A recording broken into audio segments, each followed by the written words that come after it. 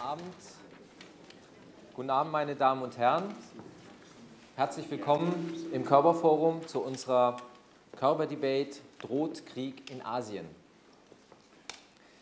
Es gibt ein lateinisches Sprichwort, das lautet Si vis pacem para bellum. Heißt übersetzt, wer den Frieden will, muss sich auf den Krieg vorbereiten.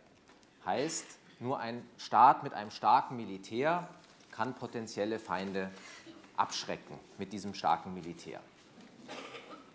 In Asien scheint dieses Prinzip, dieses Denken zurzeit Hochkonjunktur zu haben, denn die großen asiatischen Länder wie China, Indien, Japan, Indonesien, aber auch die kleineren Staaten investieren seit geraumer Zeit große Summen in die Modernisierung und den Aufbau ihrer militärischen Kapazitäten.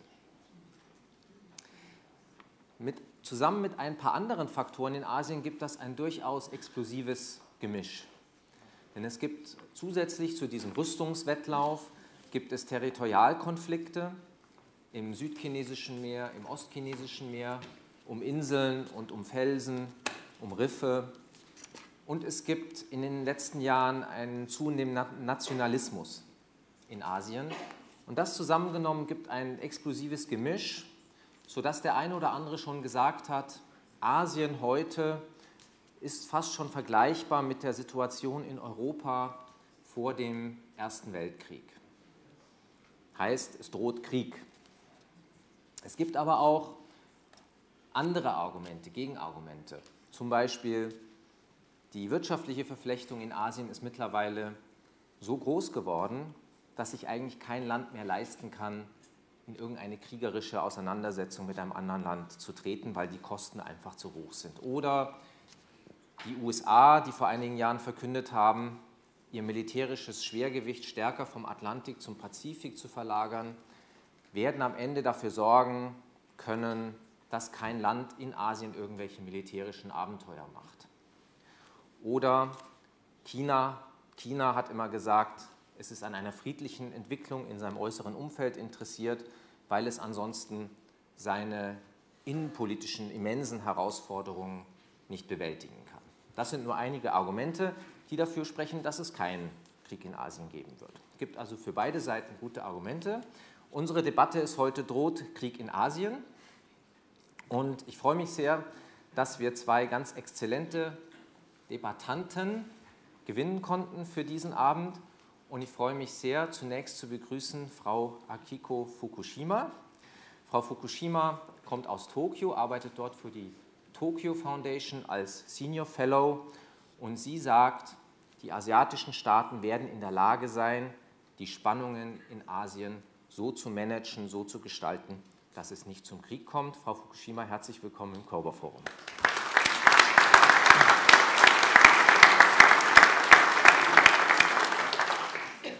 Als zweiten Debattanten begrüße ich ganz herzlich Jonathan Holslag. Jonathan Holslag ist Professor für internationale Beziehungen an der Freien Universität Brüssel. Er hat gerade ein Buch geschrieben und auf Englisch publiziert, wir werden das auch auf Deutsch publizieren, in dem er schreibt, dass der Aufstieg Chinas in Asien am Ende des Tages nicht friedlich verlaufen kann, weil die Spannungen in der Region einfach zu groß sind und die Interessen zu widersprüchlich in der Region. Jonathan, herzlich willkommen bei der Körber-Stiftung in Berlin.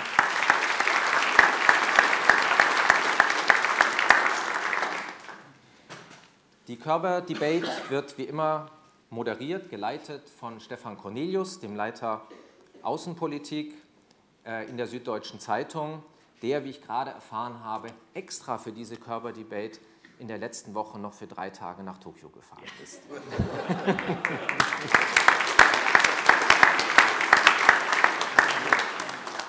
Stefan, you have the floor. Let the battle begin. Dankeschön.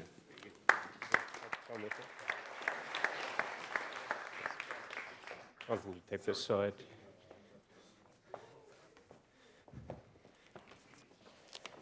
Ja, guten Abend und auch herzlich willkommen von meiner Seite, von der Süddeutschen Zeitung. I'm sorry, thank you. Not at all. Herzlich willkommen von meiner Seite. Sie kennen das Prozedere, Sie kennen das Format. Ich möchte Sie, bevor ich noch mehr Sätze sage, nur auf eine Feinheit in dem Titel aufmerksam machen, die Sie aber wirklich beachten sollte. Da steht: droht Krieg in Asien. Nicht gibt es Krieg in Asien, sondern droht. Das ist eine kleine Unterscheidung, aber die wollen wir trotzdem auch gedanklich antizipieren und verarbeiten. Sie kennen das Spiel. Sie haben auf Ihrem Blatt eine grüne und eine rote Karte liegen. Und bevor wir Sie mit Argumenten überhäufen und mit der Debatte möglicherweise in intellektuelle Zwänge bringen, sollten Sie jetzt völlig unbefangen entweder die grüne oder die rote Karte heben. Wir werden das zählen, das Ergebnis, und dann am Ende gucken, ob an dem Stimmungsbild sich etwas verändert hat. Meistens kommen Stimmen dazu oder noch häufiger fallen Stimmen weg, weil sie unsicher geworden sind. Deswegen also nochmal die Frage: droht Krieg in Asien? Das heißt nicht, dass es Krieg gibt, sondern dass es droht. Und der Krieg in Asien, wer das mit Ja beantwortet, möge nun bitte die grüne Karte heben, und wir werden zählen, wie viele von Ihnen der Meinung sind, dass diese Kriegsdrohung tatsächlich realistisch ist. Diese Position wird nachher Jonathan Holslag vertreten, Sie mit Argumenten anfüttern, und Sie sollten jetzt schon ihm genau zuhören, ob Sie ihm auch weiter folgen können. So, das haben wir ausgezählt. Vielen Dank. Jetzt machen wir die Gegenprobe. Wer ist der Meinung, nein, es droht kein Krieg in Asien? Work to do. Looks like an uphill battle.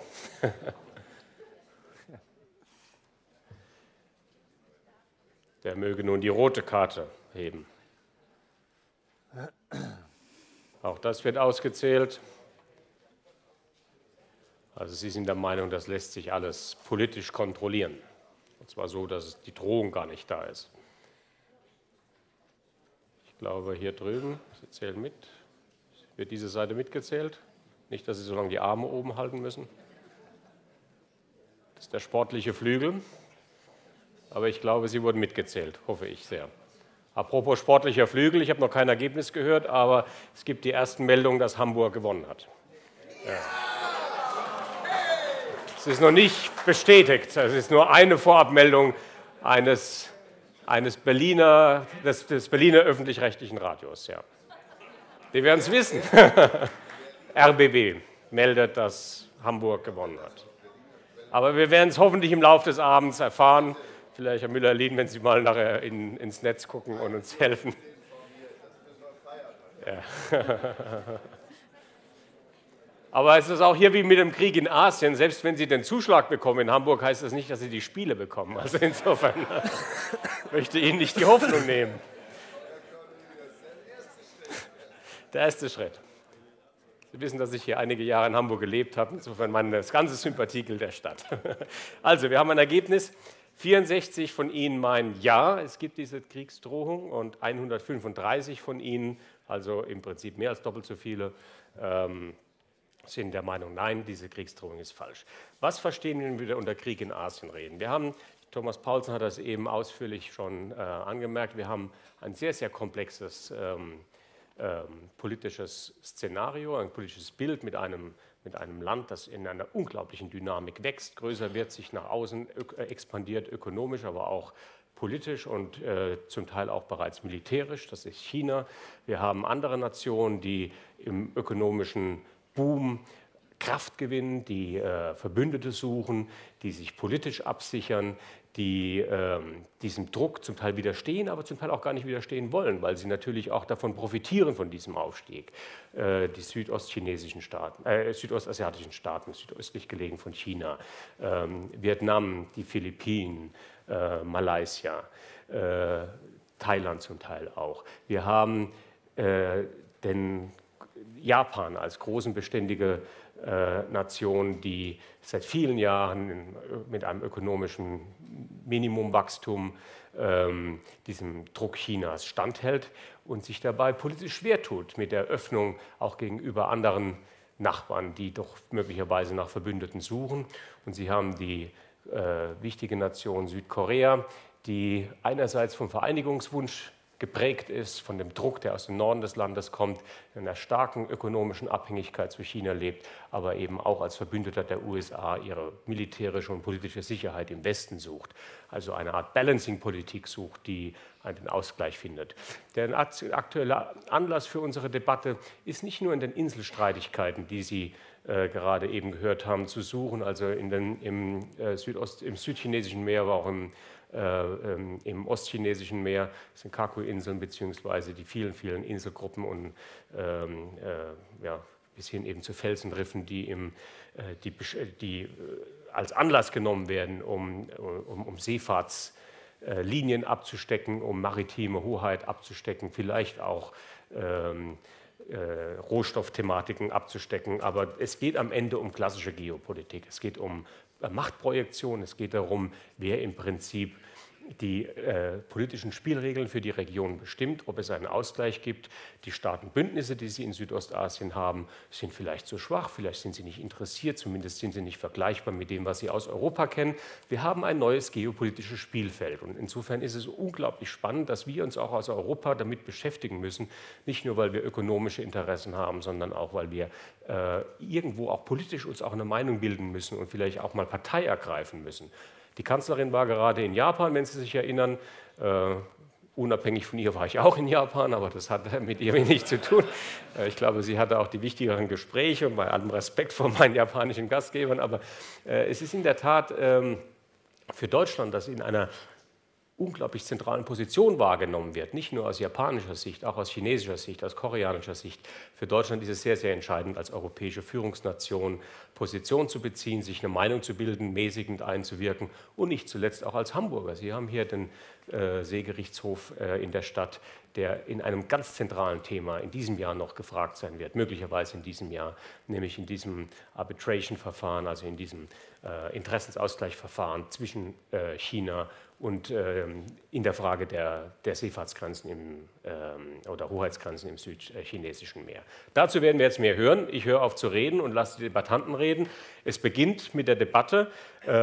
Jonathan Holslag steht hier auf meinem Zettel. Wir machen das wie immer so, 10 Minuten für jede Seite, danach nochmal ein kurzes Rebuttal hier oben, danach geht die Fragerunde an Sie. Wir haben es diesmal auch so geregelt, dass die Fragenden genauso mit einer Stoppuhr belegt werden. Sie sehen sie immer da oben laufen, das heißt, wenn Sie eine Frage stellen möchten, haben Sie dazu 1 Minute Zeit. Keine Sorge, das ist viel Zeit, in 1 Minute kann man viel fragen, man kann auch vielleicht eine kleine Meinung sagen, aber vielleicht auch nur eine wirklich kleine. Und dann sind wir nach einiger Zeit so weit, dass wir wieder abstimmen und sehen, wie Sie denken. Now we switch to English because both our combatants up here are fluent in English and not in German, which is not a problem at all. So Jonathan, please, you go ahead, take your 10 minutes and convince us. Thank you, and thank you for the challenge. It's really a great task to assume. Is war looming in Asia? It took me 10 years to answer that question, and unfortunately the answer that I arrived at is yes, which also should prepare us for a future in which a lot of the success that the region has achieved throughout the last few decades might be undone by instability and violence. In order to make that case, or in order to explain you why war is possible, if not likely in Asia, I think it is relevant to put yourself in the shoes of many of the neighbors of China, the main rising country. Consider that you're in the position of the Philippines, of Japan, of India, Vietnam, and look at this vast country sitting in the middle of Asia, expanding its own economy, and not only expanding its own economy, also diverting a lot of the trade in important commodities, trade in strategic goods, away from your market to this very, very central economy. Diverting it away so that also your country, your economy, your government will have and experience inevitably more problems to create jobs, more problems to advance your prosperity. That's just one aspect, because we do not only see China diverting trade, we do not only see China gaining much faster in economic terms than others, we also see from the perspective of these countries at least, that China is increasingly converting a lot of its economic prowess into political influence. Political influence that often allows it to shape decisions, and even also political influence that is more and more used in a very coercive way. And then lastly, of course, inevitably the fact that a lot of the prosperity, a lot of the financial riches is converted into military prowess. China now spends already more than its 3 main neighbors combined, which is Japan, South Korea, and India. And that's fast, and it continues to accelerate even if the economy is slowing down. A fourth important element, if we try to reconstruct, if we try to put ourselves in the shoes of China's neighboring countries, is also that a lot of this military spending, that a lot of this economic power politics comes from a political elite, comes from a government whose intentions are not very clear. Comes from an elite that increasingly tends to resort to nationalism, often points a finger at neighboring countries for different reasons, historical tensions. We have the history, of course, with Japan, but also border wars with India and so forth. So I think if we, as Europeans, from a great distance, try to show a little bit empathy to the situation, towards the situation of the Asians, I think it becomes more easy to understand why this dilemma, security dilemma, between China and its neighbors is so pressing. But equally so, let's now try to put ourselves in the position of the Chinese leaders in Beijing. What do we see around us? It's, of course, a region with a lot of economic opportunities, but at the same time we see in this region an important challenger, the United States of America, that is rebalancing and concentrating its military forces all along your border. That is effectively changing the first island chain that stretches from Japan all the way to the Philippines into a military fortress, a barrier of plate steel and sensors actually meant to make sure that you, as a rising country, stay inside your island chain, or at the very least can be prevented to use your military power to advance certain interests that the United States does not really think are appropriate. So I think also if we put ourselves in the position of China, it's very clear why this country makes such an effort to change and alter the balance of power, because that is, in the end, the game. China wants to alter the balance of power in a way that the privileged powers of today, especially Japan and the United States, will no longer be able to advance and defend their interests as good as they were able to do in the previous few decades. So it's, in a sense, a very classical security dilemma. The advances, the success of one country are seen, perceived as a loss by the others. Thus far, I think Asia has handled these tensions remarkably well. Countries have shown restraint, economic integration, regional integration has progressed, and a raft of dialogues and confidence-building measures has been established. So then again, you might ask, why this gloomy outlook, and why especially the idea that still China could enter into war with some of its neighbors? And I think then the question that we have to ask ourselves is, what might change this outlook? What might change a situation in which countries prioritize trade and economic cooperation for a future in which countries emphasize other interests, territorial interests, for instance, status, and also their position on the military chessboard? And I think there are 4 important factors that might derail the process of cooperation in Asia and make place for war in the coming years. The first, I think very important, is the fact that lesser powers, smaller countries, become more and more unstable. Pakistan, Myanmar still in a very difficult situation, and they could actually draw the major powers, China India, the United States, indirectly into fiercer tensions. Second element is Taiwan. We have elections coming up next year, elections that will be won probably by the nationalists, and I think put Beijing in a very difficult situation. There is also a crowding effect in the South, East China Sea, where you have all the territorial disputes. Nowadays, countries are all present with hundreds of patrol vessels, navy vessels, oil rigs, fishery ships. And that, of course, also increases the likelihood of incidents that might spiral out of control. Critical element, however, is that I'm not confident that the golden era of Asia will continue, that I'm not confident that the stellar growth, economic growth ratios of the last few years will continue. And then, of course, the whole political game will change tremendously, because all of a sudden leaders will start to change their political calculations, being driven into a corner by the domestic constituencies that are impatient and dissatisfied. Then it might be more rewarding to try to externalize this frustration to territorial disputes. Perhaps not with an outright intention to provoke war, but of course, in such a condition, in such a climate, it will be more difficult to continue to handle tensions and incidents if they were to occur. And then it could be perfectly, I believe, imaginable that you start with a small mishap, a Coast Guard ship that bumps in another Coast Guard ship.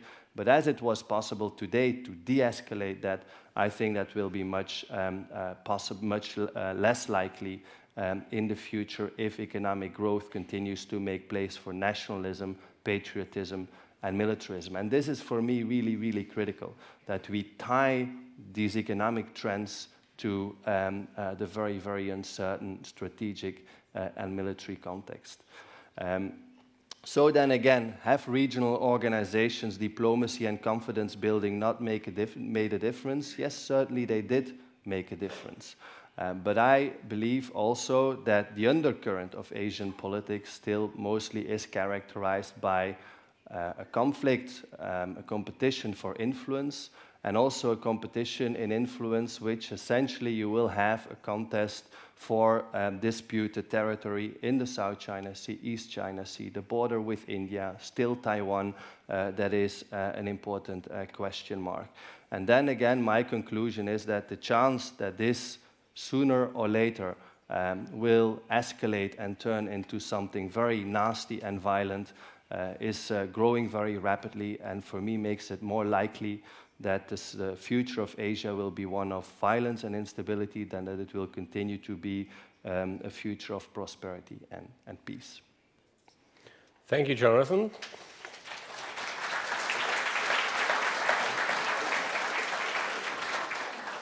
"26 seconds transfer into 2 votes," or something like this. Okay, now we are turning to Akiko Fukushima.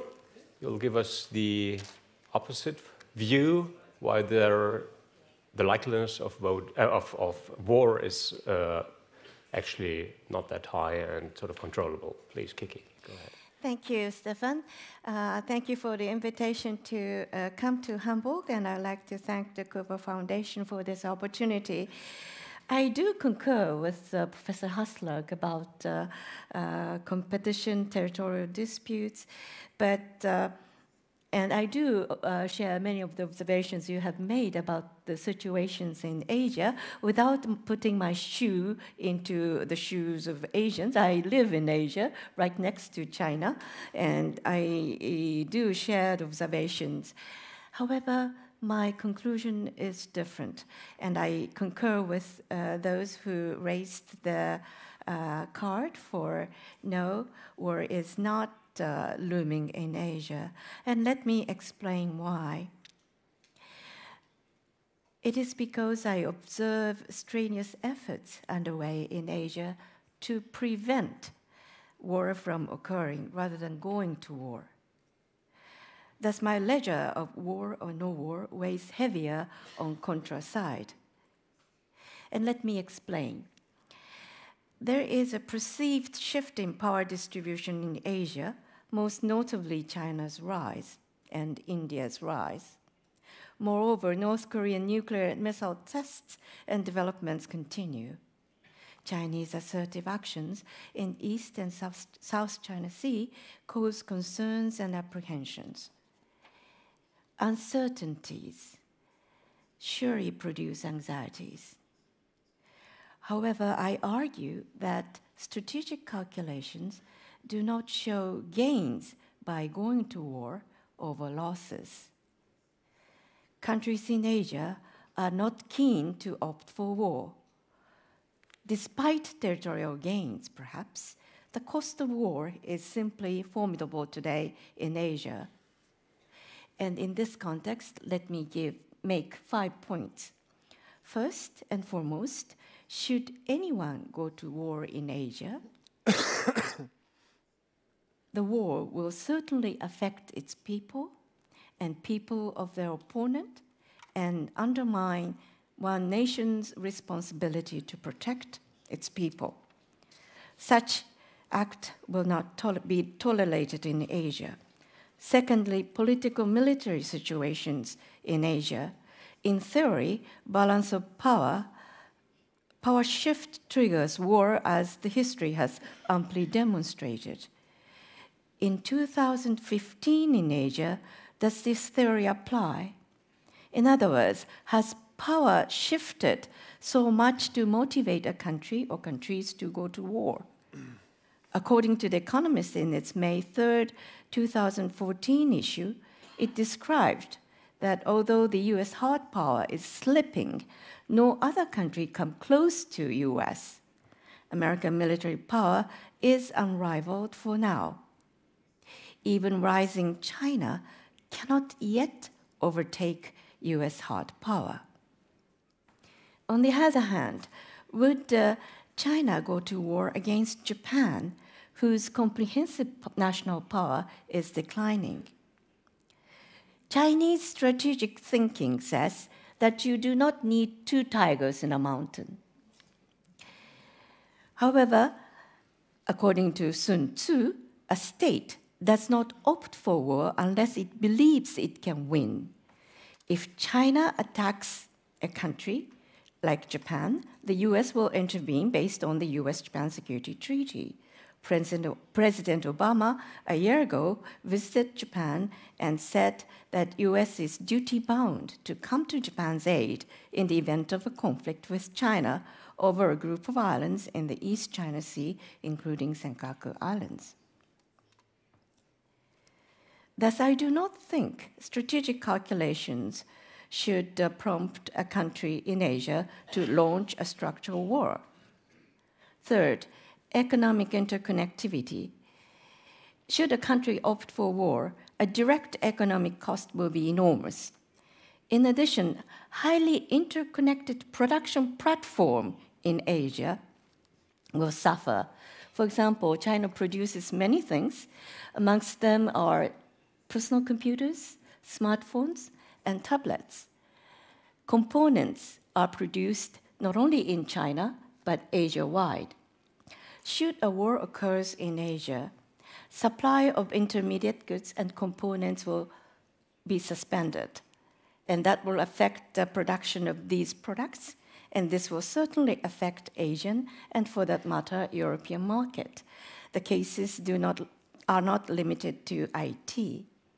Even short of war, a political tension between countries shifts production investments and subsequent trade flows.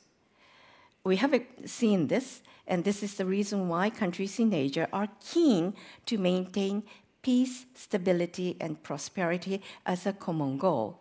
It is not a simple narrative of economic interdependence. It is economic reality.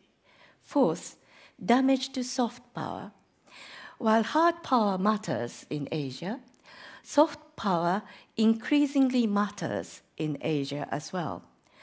That is why countries are keen than ever to promote or improve their national image and perceptions through means of public diplomacy. Should they go to war, such effort would be nullified. Losing soft power means they will not be heard in regional community and international community, and it will be difficult for them to put others on board on their own initiatives, be it AIIB or CICA or whatever. Finally, thus all-out efforts are underway to prevent war. This is the background of bilateral efforts to improve relations in Asia, including my own country. And this is the background of multi-layered regional architectures we have developed in Asia to generate trust among partners beyond boundaries and differences. We have a mechanism to conduct joint exercises on HEDR, humanitarian assistance and disaster relief, including China and Korea and others. This is not a prevention for prevention's sake. It is a realistic strategic calculations of gains and losses, which have prompted countries in Asia to manage tensions and to prevent war. Since I have devoted my academic life in conflict prevention, I trust our wisdom will eventually prevail, should we be tenacious enough in our efforts to prevent war. Certainly, we have difficulties of identity assertions, history question, and geopolitical tensions. But I hope our wisdom will prevail to prevent war or the outcome of such, and we can manage our political problems. Chancellor Angela Merkel said 2 weeks ago in Tokyo that Germany and Japan are responsible global partners. I hope we can live up to her statement by preventing war in Asia rather than go to war. Thank you. Thank you very much.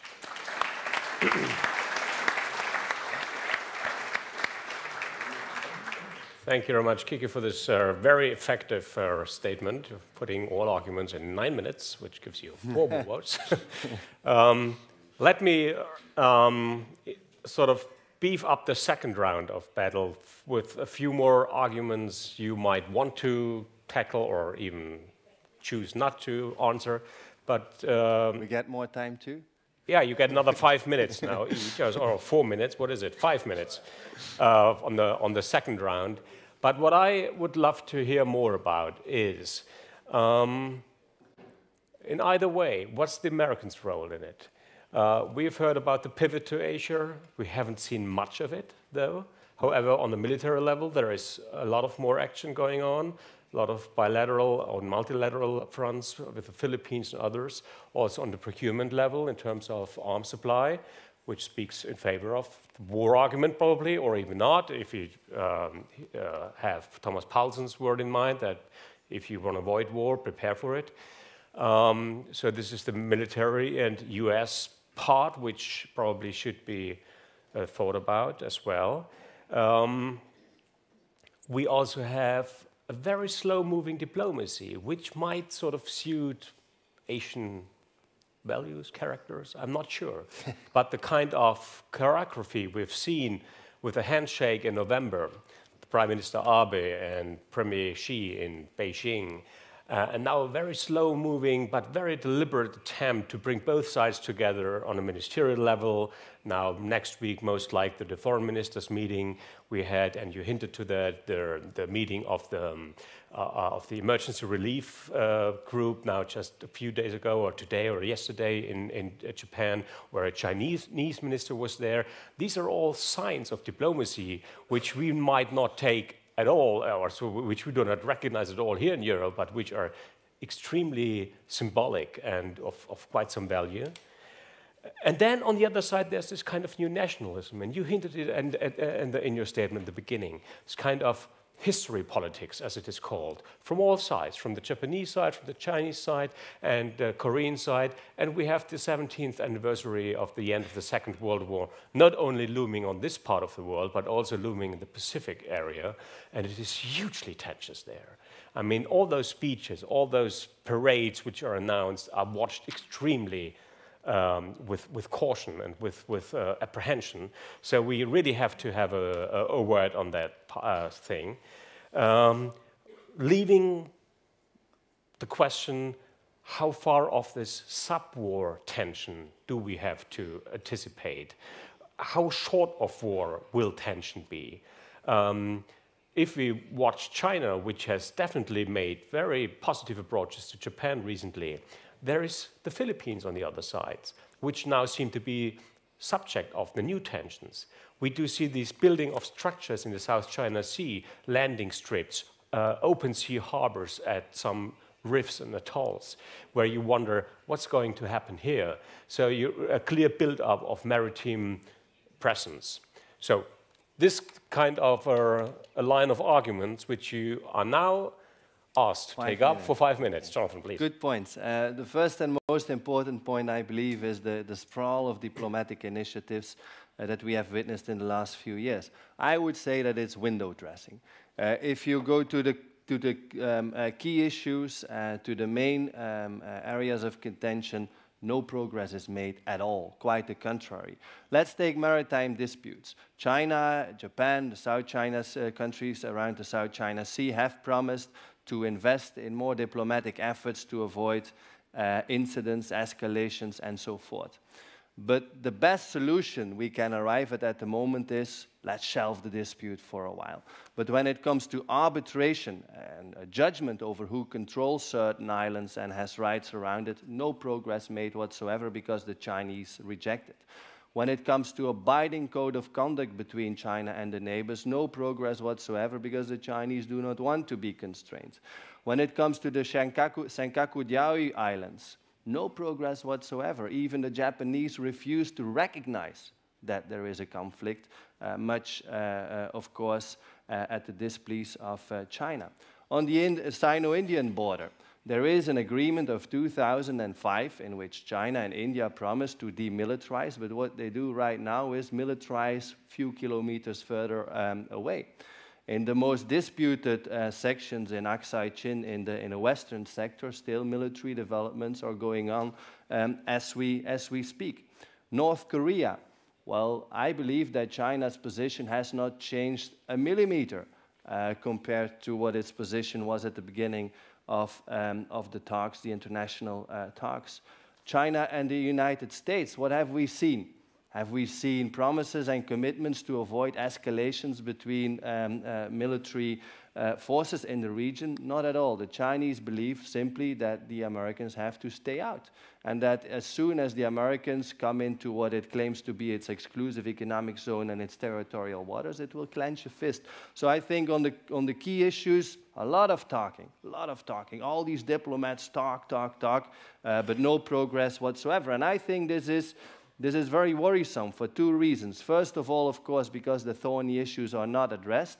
And secondly, and this is more important, because a lot of these diplomats indeed believe that they make an important, sincere effort to restore the peace, to work towards peace, and that if it's not working, it's the other's fault. Chinese blame the Japanese for being too reticent. The Vietnamese believe the Chinese for being too stubborn and not willing to make compromise. And I think this is very dangerous. We have hundreds, thousands of diplomats working to at least maintain stability in the region.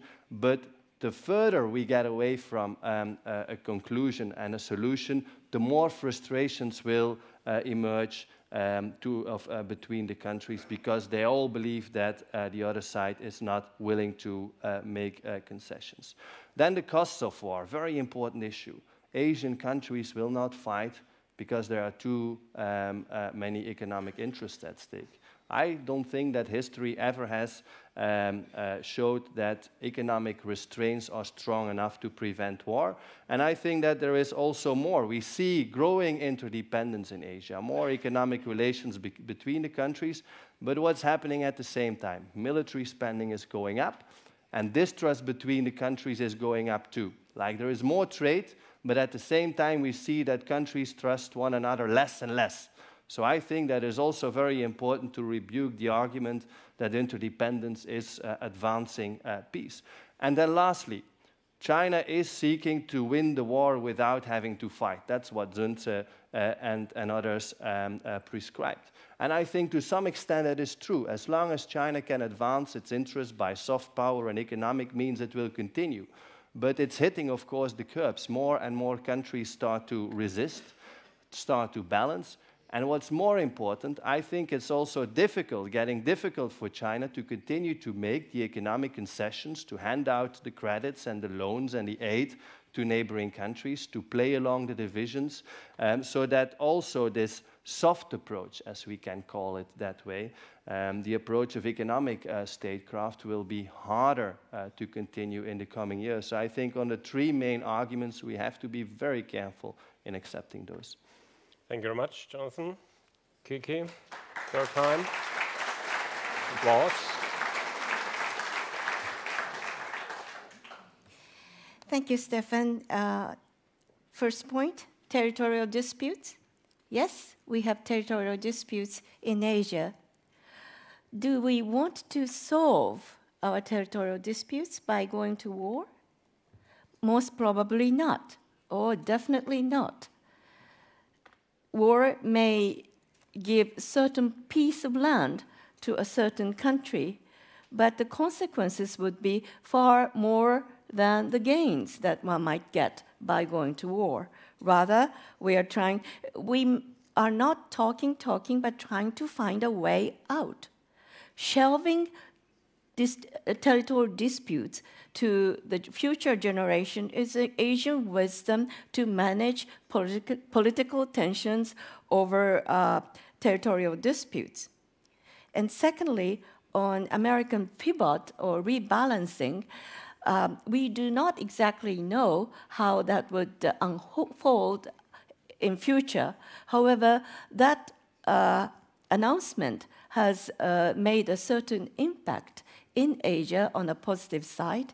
And in fact, some of my transatlantic experts have started to pay more attention to Asia because of US pivot. And they told me they're wondering whether European pivot to Asia is worthwhile exercise or not. No. The pivot impact is there. And secondly, handshaking between Mr. Xi Jinping and Prime Minister Abe last October was made after strenuous efforts to put two countries on the stage to shake hands and have a summit.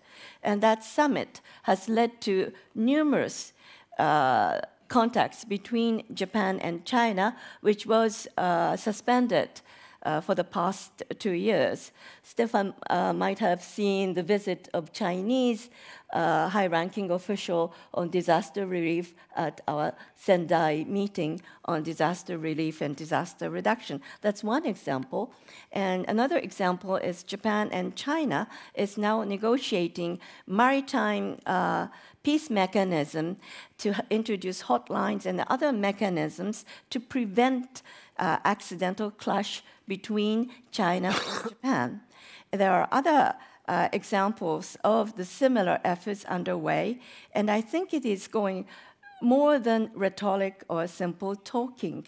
I think there is an effort on both sides to solve the issue in a way to go forward. And I shouldn't shy away from Stefan's question about history.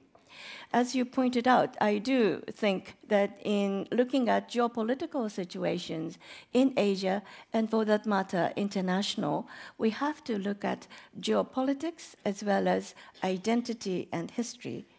And talking of history, this is the 70th year, and Prime Minister Abe will announce his statement on August 15th, and China, as well as Korea and others in Asia, are paying a lot of attention.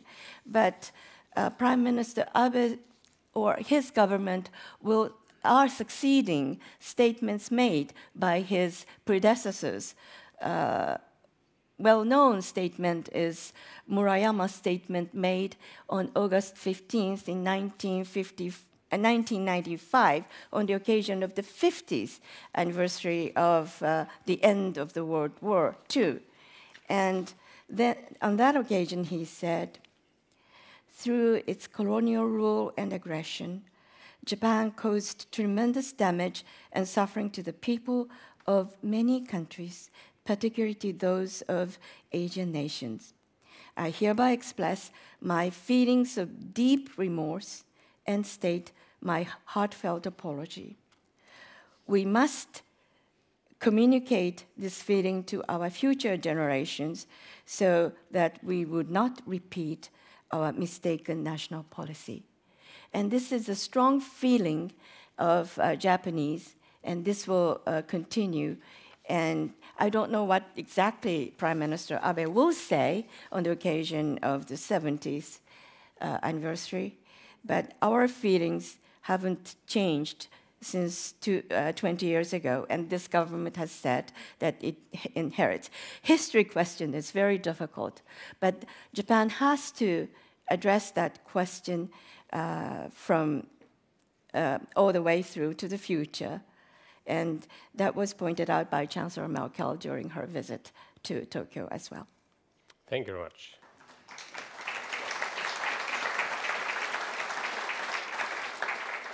Ja, meine Damen und Herren, Sie sehen ein unglaublich facettenreiches Bild, sehr, sehr viele Faktoren, die wir aus der Ferne möglicherweise denen wir zu wenig Beachtung schenken, die uns aber beschäftigen werden und nicht nur zum 70. Jahrestag, zu dem es sich wirklich lohnt, genau hinzuhören, auch die Feinheiten herauszuarbeiten, für die wir hier vielleicht auch jede Sensibilität verloren haben, schon längst.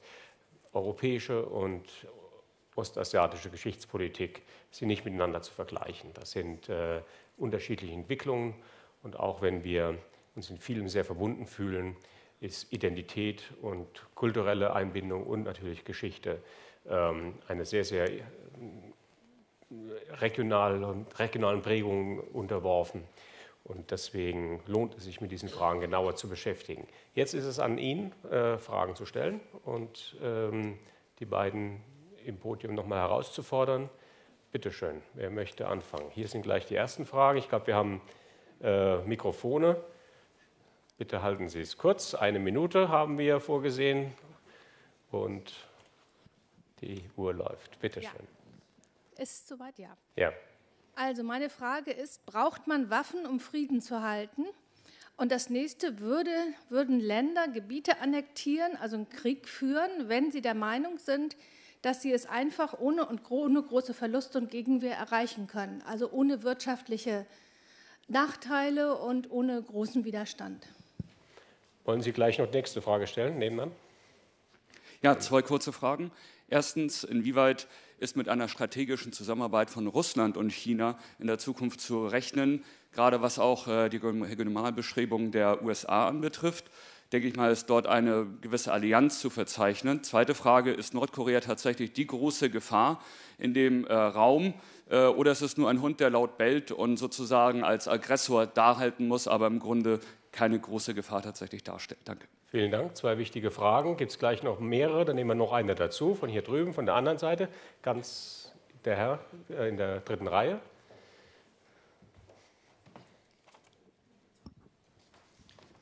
Yes, Ms. Fukushima, you mentioned the First World War, and we can't forget, in the First World War, there have been killed more than 300,000 people. 200,000 women have been raped and used to comfort the Japanese soldiers. Children have been used as guinea pigs for biological weapons. And even till today, the Japanese government is neglecting and relativizing his war crimes done not only to the Chinese, but also to the other Asian countries. My question to you is, it wouldn't be a real step forward be done if the Japanese government starts to accept their war crimes done to the Asian countries and stops to provoke especially the Chinese population by honoring clear war crimes. And even the statement you mentioned before in 1995, there are huge voices by the Japanese that this statement has to be taken back. Vielen Dank. Okay, let's start with, you want to start this time, Kiki? With questions, pick those you want, you can answer all, and we go back. Well, I will try to answer all, but I may not be able to, and if I forget something, just let me know. I'll remind you. Let me start with the question raised at the very end. Whenever I listen to comfort women or the victims of chemical weapons in China, it is very hard. But I've been to Nanjing, I've been to Korea to listen to comfort women, and cases are very, very sad. The adjective sad is not enough to express my feelings.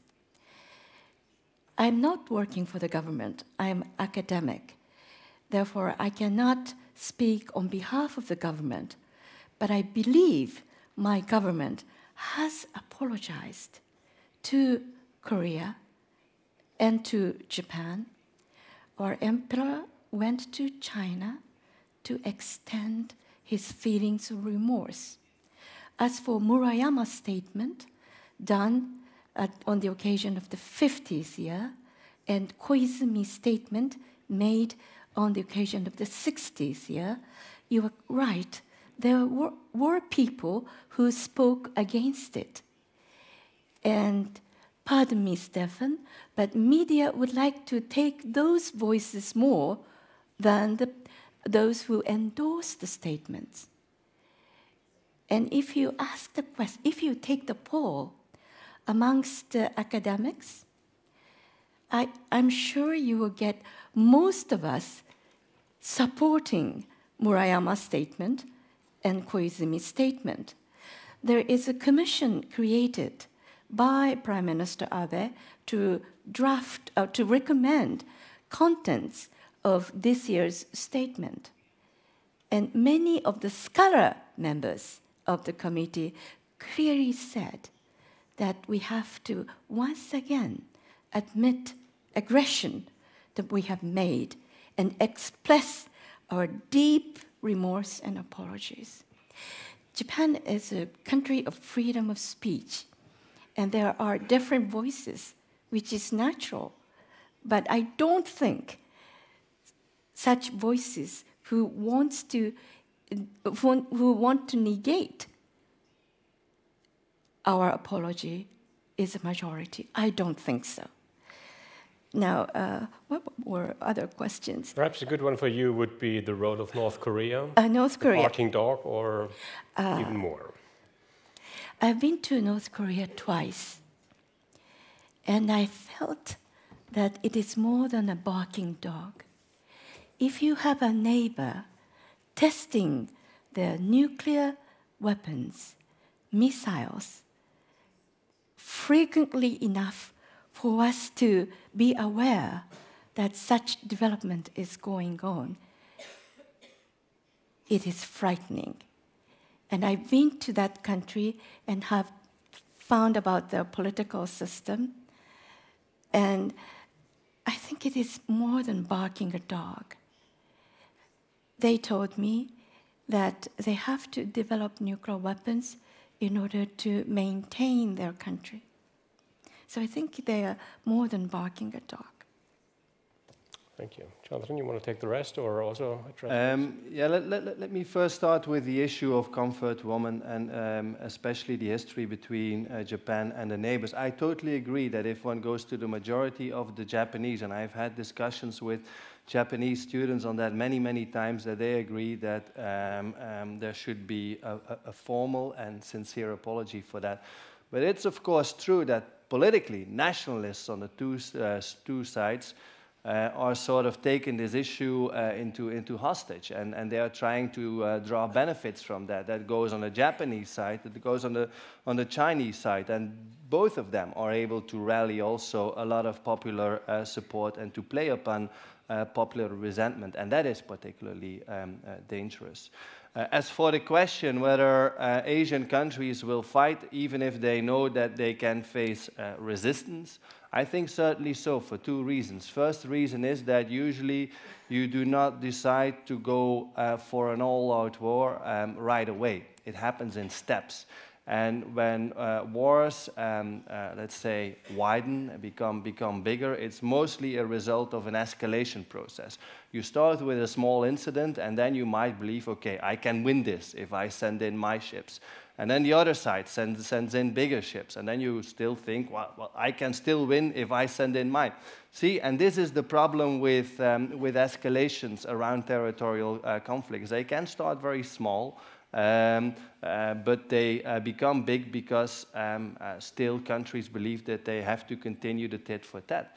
Second is also, China might believe that the United States might not want to make its hands dirty in a conflict with Taiwan, because it might believe that it has already driven up the costs to such a level that it will be very risky for the Americans to intervene whenever it comes to a conflict with Taiwan. So it comes from two sides.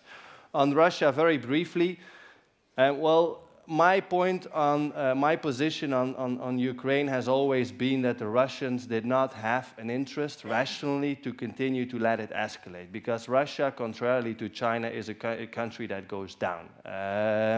And that also the Russians understand very well that the higher the price they will pay for Ukraine and also cleaning up the East and the Crimea, the more they will be driven into an unequal partnership with China. And that has also led a lot of insiders of the FSB, of the military, to criticize subtly the power plays in Eastern Europe. So I think that Russia will continue to try to avoid that, but the Chinese also very cleverly exploit the weaknesses of Russia as it gets more isolated. Briefly on the DPRK, is it a barking dog? Can it bite? I think it can surely bite. It has the potential to do so, perhaps not with its nuclear weapons, but certainly with its conventional weapons and its chemical weapons. The main question that we have to ask ourselves is, why is it barking? Why is it behaving as it is at the moment?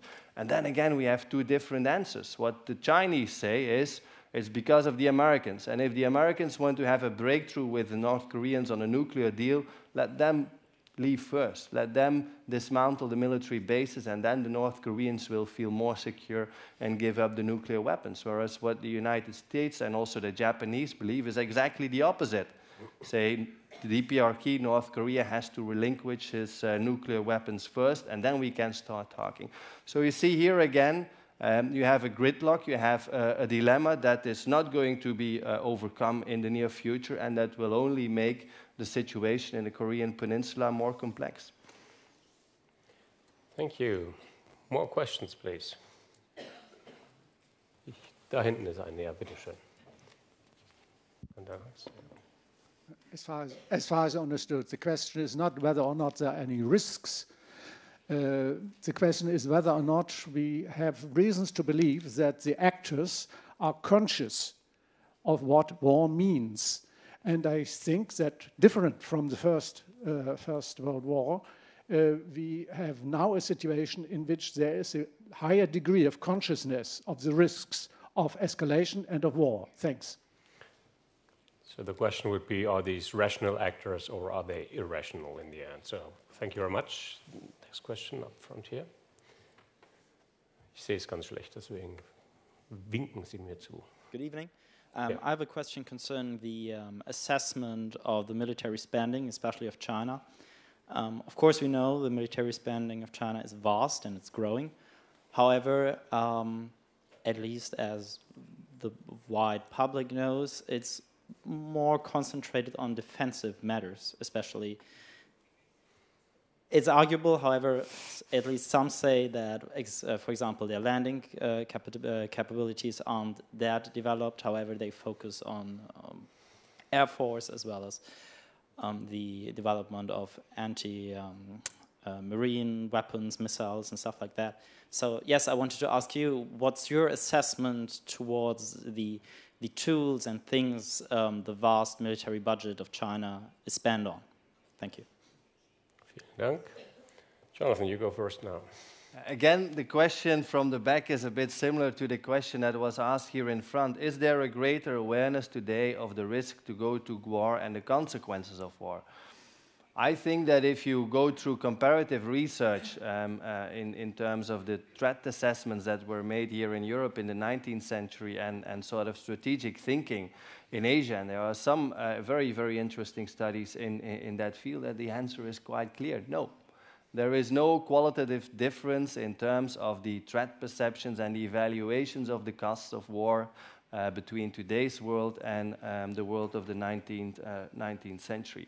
And then again, the question often might not even be whether a country is aware of the risk of a full-blown war. A country might go to war with the idea that it might be over in a week. Remember that we have been there before in Europe, that it's just about an island. So again, we have to be very cautious about that. Second, on the military spending, the big problem is what you point at, that we cannot make a distinction between offensive and defensive weapons. What's an offensive weapon? Is a submarine an offensive or a defensive weapon?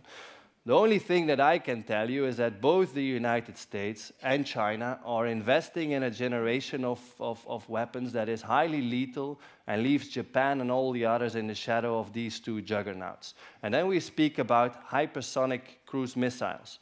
So if you have a cruise missile now, it goes like 1 time the speed of sound, the very fast ones, towards a target. The next generation is going to get to the target 4 or 5 times as fast as the speed of sound.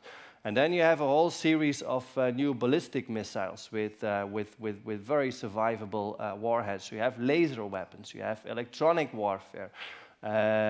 So there is no end to what the United States and China have in the pipeline for military innovations. Now then again, the question is, will that lead to war?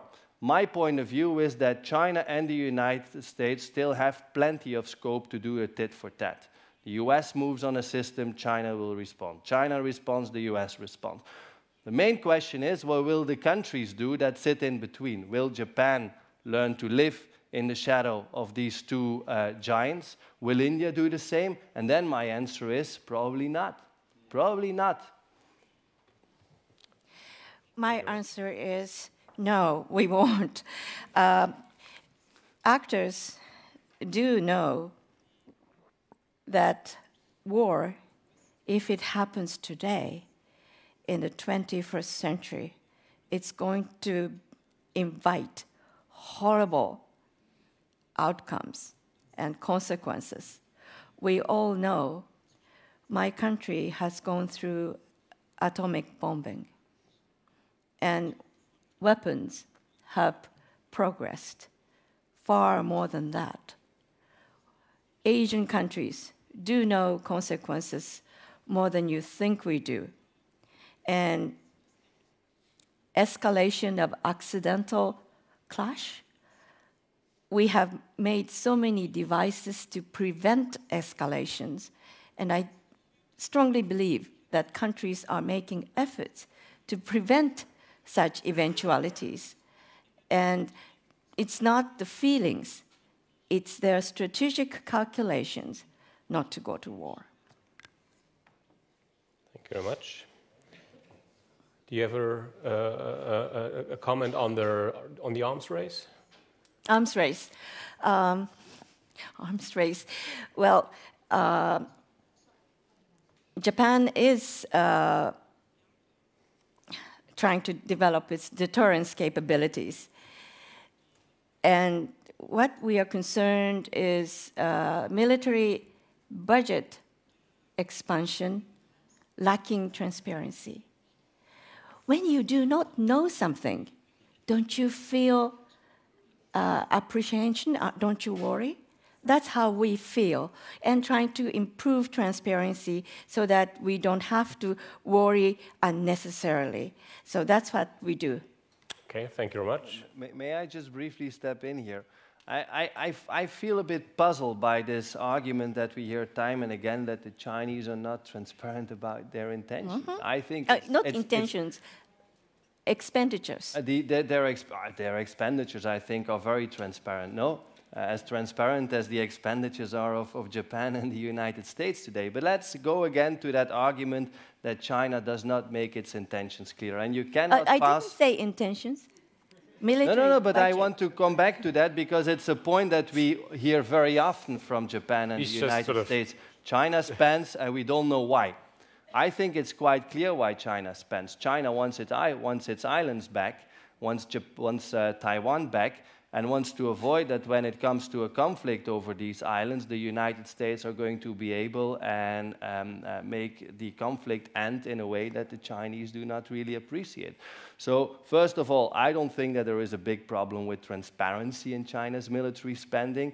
I can ask you a lot of questions about certain programs that are going on in Japan on subsea warfare, and some systems that are developed for the Air Force that are outside the budget, which the Chinese might also have some reservations about.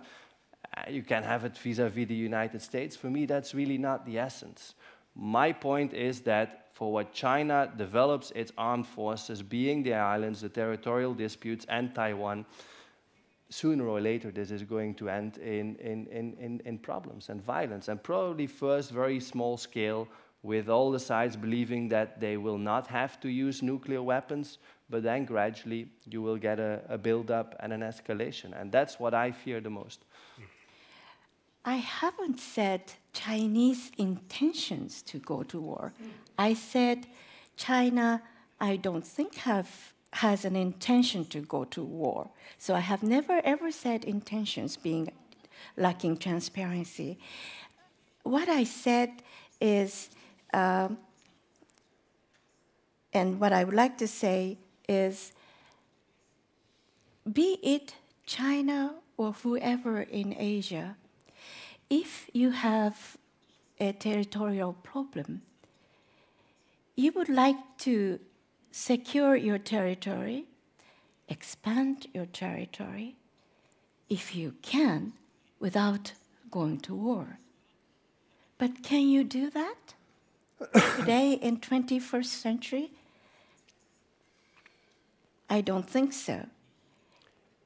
China wants to do certain things, but they have to think other elements before they decide to go to war.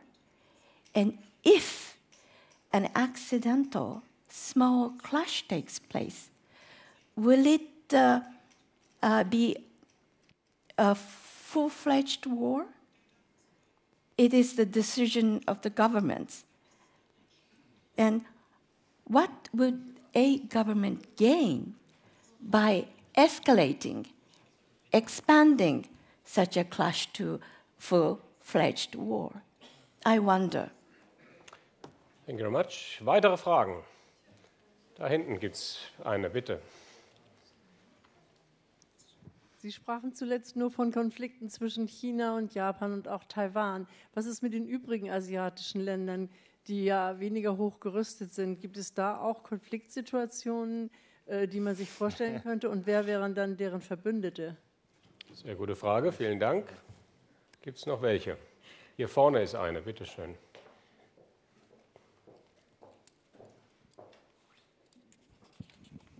Es gibt ja wahrlich keine rationalen Gründe für einen Krieg dort in Fernost. Aber eine andere Frage, könnte es sein, dass es innerbetriebliche Entwicklungen gäbe, beispielsweise China, die ja maßlose Probleme haben, die Bevölkerung stillzuhalten mit Umweltverschmutzung, mit Überalterung und so weiter, Indien mit Kaschmir und so weiter. Kann es sein, dass irgendwann innerbetriebliche Konflikte dazu führen, dass außenpolitische Erfolge über den Krieg herbeigeführt werden?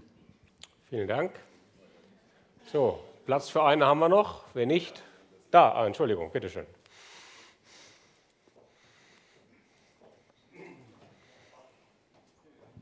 Guten Abend. Mich würde interessieren, was für eine Rolle spielt eigentlich die Ökonomie Chinas in Bezug auf die USA? Inwieweit sind die in der Lage, auch in späteren Jahren dort Einfluss zu nehmen auf die amerikanische Außenpolitik? Sie meinen die Schuldenabhängigkeit beziehungsweise umgekehrt die Marktzugänge und so weiter. Now, who's first? I just have my.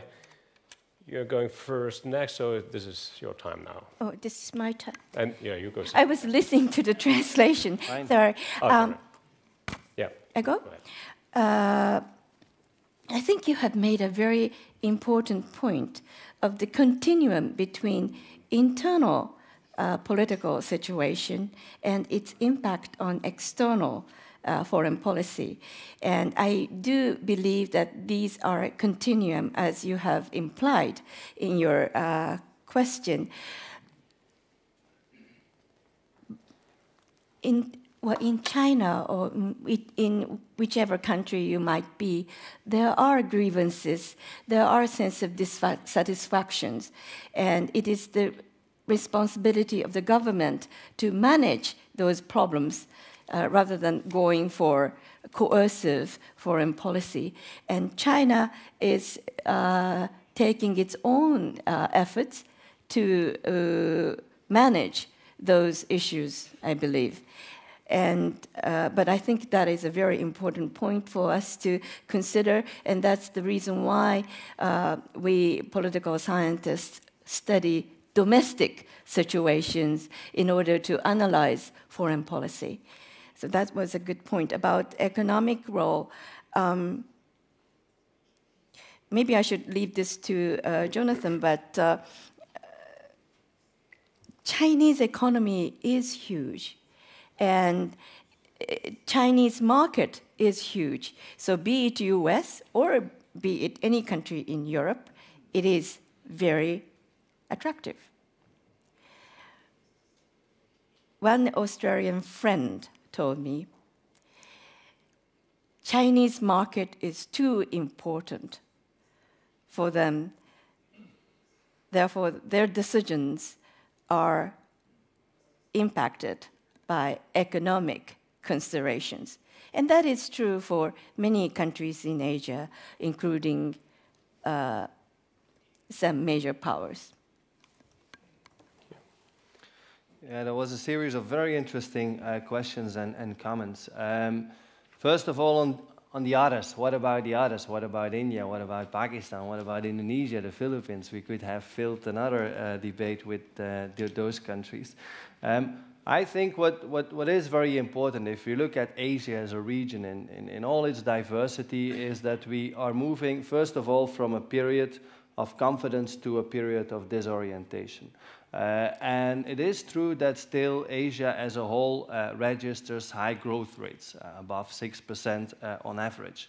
But two important problems are related to that. First of all, growth is translating less and less in jobs. We have a lot of growth, no jobs. A lot of the effects of growth erased out by inflation. Now, China is somewhat the exception. China has done very, very well in maintaining a good balance, but all the others are struggling. Like, look at India. India's labor force is going to expand by 330 million people. The whole labor force of South Asia, Pakistan, Bangladesh included, is going to expand by 630 million, more or less, in the next few decades. And yes, there is growth, but there is hardly any increase in formal sector employment. And this makes these countries, of course, very shaky, leads often to political fragmentation. And then, of course, how will this affect regional stability? On the one hand, you have more domestic tensions and violence, terrorism, restless cities. But on top of that, you have politicians who resort increasingly so to nationalism and patriotism and tensions with other countries to try to foster national unity and to go against the tide of fragmentation. And this is very worrisome, that you have nationalism out of weakness, nationalism out of a sense of a national elite that otherwise the country will fall apart or that their power base will erode.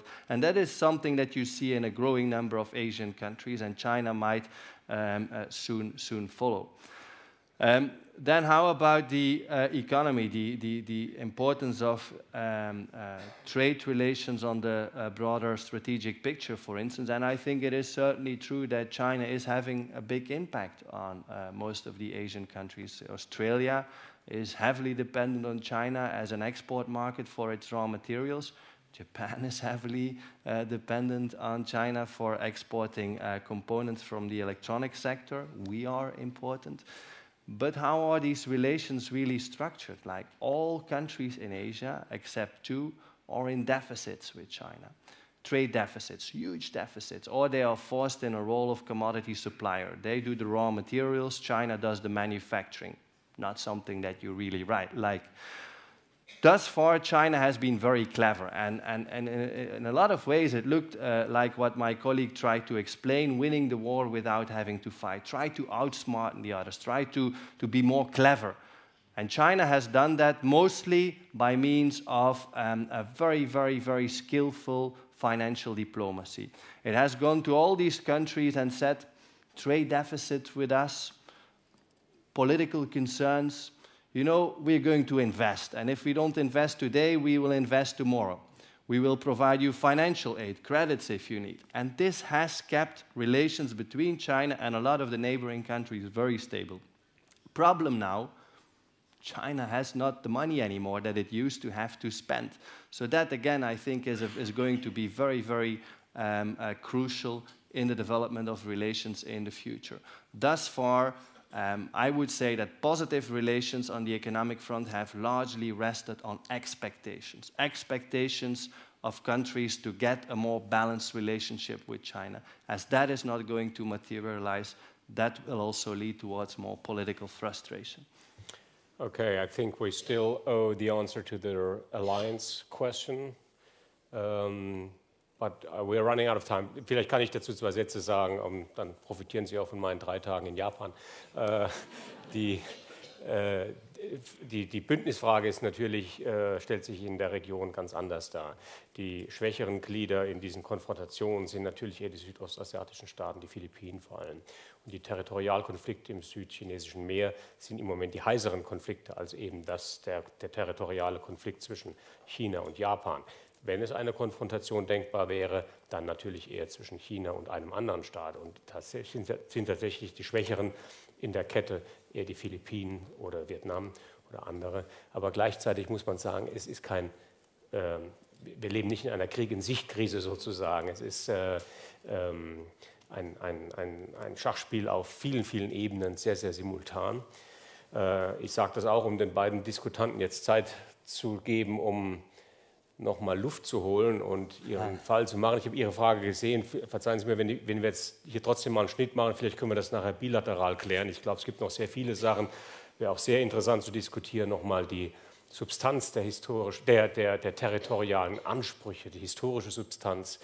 Da können wir wahrscheinlich Tage oder Monate lang drüber diskutieren und kommen zu keinem Ergebnis. Deswegen jetzt zum Abschluss nochmal für beide Seiten 4 Minuten, um den Fall, um die Argumentation zu vollenden, abzurunden. Jonathan, again, starting with you. Thank you. Is there war looming in Asia? You lean towards yes. Tell us briefly again. Yes, and it's the not overall argument. It's not a happy role that I have to play tonight, but I'm very convinced of what I say. 3 points that I would like to highlight at the end. First of all, and it seems to be a surreal question almost from a European viewpoint, will Asian countries go to war over rock piles and sand? Because that's essentially it. Well, 77% of my colleagues' compatriots say yes. Yes, we will go to war if we get challenged by another country over rock piles in the East China Sea. For the Philippines and Vietnam, it's the same. The main difficulty in assessing the situation is, what does challenge mean? Where does it start? And then I come to a second very important point. And that is that when we talk about war, when we talk about the conflict in the Asian region, I think we have to move away from this dichotomy between a full-blown war that starts suddenly on the one hand and on the other hand peace. Reality is mostly blurred. You start with phony wars, you start with indirect wars, proxy wars, and then it gets nastier and nastier and nastier. But I think this is conceptually a big problem, that usually from a Western viewpoint, we have either the extreme of peace or we have the extreme of an all-out war. But I think we have to try to understand what different steps there are in between, and then also I believe it becomes easier to understand why, even if countries do not have the intention to risk an all-out war, still often, very often, slither into conflicts, despite a lot of trade, despite also a lot of diplomacy, and despite the promise that their rise will be peaceful. And then lastly, and for that reason, I do not believe that events like a conference on disaster relief, a conference on cooperation between coast guards and rescuing people in the South China Sea, I do not believe that initiatives like these, however noble they are going to be able to mitigate the underlying dilemmas and tensions that are building up in Asia. And I could explain you for minutes and even hours what is going on in terms of diplomacy in Asia. Who is shaking hands, where diplomats are sitting together, where new contracts are signed for trade. That's all happening, and we should not deny that. But I think more important is to look what's happening underneath, what the undercurrent is. And that in Asia, I'm convinced, unfortunately, is an undercurrent of growing territorial tensions, in a context of increasing nationalism, and especially a nationalism of weakness. Not a nationalism out of strength, but a nationalism with which leaders try to compensate for domestic tensions with a pretense, with an impression that they are strong leaders abroad. And I think that is the most dangerous climate in which we have to address all the thorny issues that are present in the region. Thank you very much. Kiki, your moment of truth. Lean back and give us pause for relief. Well, thank you, Stefan. I would like to emulate Jonathan and would like to make 3 points. Yes, there are political tensions in Asia. Yes, security situations are worsening in Asia. However, Asia is making its efforts to manage tensions, not to go to war, either over rocks or over land borders. It is because there is a strong belief and severe experiences we have gone through in terms of the consequences of war. Thus, I strongly believe that prevention will prevail in Asia. Secondly, this evening we focused on one element of security, which is war. But today in Asia, there are other security concerns beyond war. And on those non-traditional security or human security, Asian countries are trying to work together in order to implement freedom from fear and freedom from want. And Japan and Asian countries, including China, are making efforts on that score. And thirdly, I would like to say that European situations are closely watched by Asians. Asian countries are closely watching Ukraine situations. How do you react to Ukraine situations?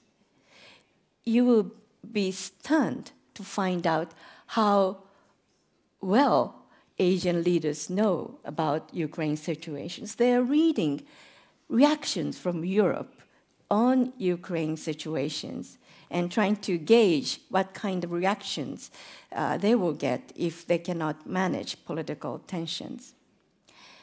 And lastly, I would like to talk about my own country in 1 minute.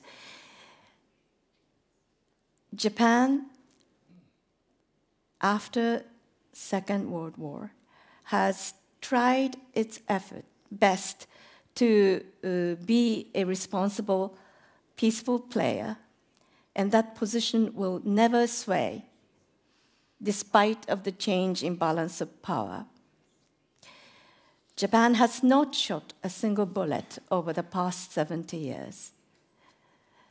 A Japanese legend of two master swordsmiths, as described by Daisetsu Suzuki in his book Zen and Japanese Culture, is very revealing, and would like to quote it in my concluding remark. In fact, my hobby is to practice Zen. The sword created by Muramasa cut a flowing leaf into two when placed in a stream. When the sword by Masamune was placed in the current, the leaf avoided the sword, Masamune's sword. In Japan, Masamune's sword was declared far finer of the two, as it does not needlessly cut that which is innocent. Japan will continue to make its efforts on history question, identity question, and geopolitics. Nationalism itself is not bad, but we don't want to see a situation whereby nationalism is used for political tensions or war. And we will continue to make our efforts to manage our political tensions, not to go to war. And I hope European friends, German friends, would understand and show us the way forward. Thank you. Thank you very much.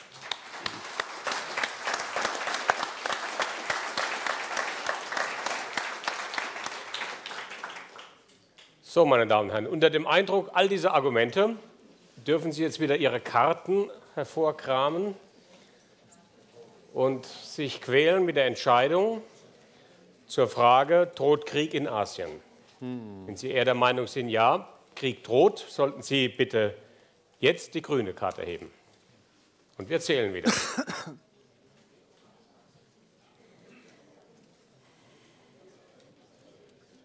Die grüne Karte bitte noch einen Moment oben lassen.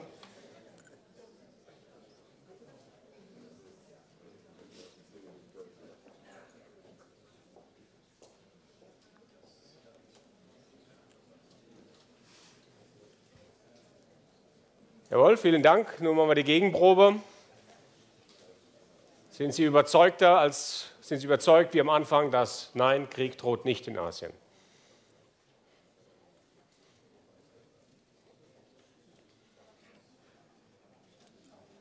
Enthaltung geht übrigens nicht. Ist nicht vorgesehen. Ja, meine Damen und Herren, wir zählen die Zahlen zusammen. Sie sehen, das sind sehr, sehr schwierige Fragen. Und das wurde auch von beiden Panelisten angesprochen. Es ist nicht so, dass jemand Krieg wünscht oder jemand es per se ausschließt.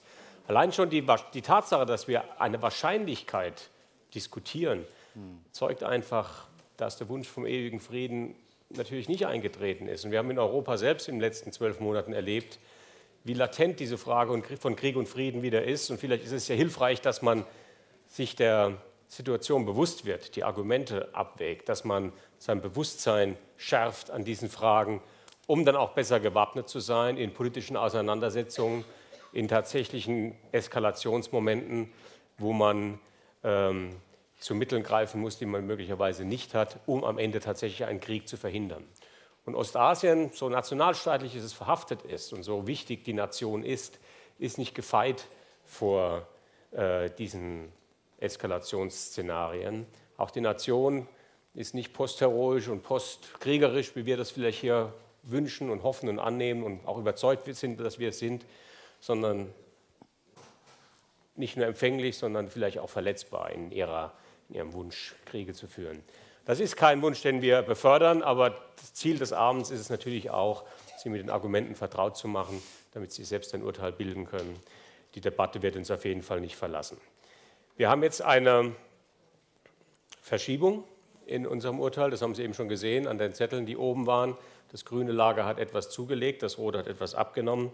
Wir haben jetzt 93 von Ihnen, die der Meinung sind, ja, es ist wahrscheinlich, dass ein Krieg in Asien droht, und nein, 101, also ein Rückgang von 34 und ein Zuwachs von 29. Das heißt, 5 haben sich enthalten oder zumindest sind weggegangen oder trauen sich kein Urteil zu, wenn ich das schnell über den Kopf überschlagen darf. Ich darf Ihnen ganz, ganz herzlich danken für die sehr interessanten Fragen und die rege Beteiligung. Ich darf Ihnen noch ein kleines anderes Ergebnis mit auf den Weg nach Hause geben. Hamburg ist als Kandidat empfohlen.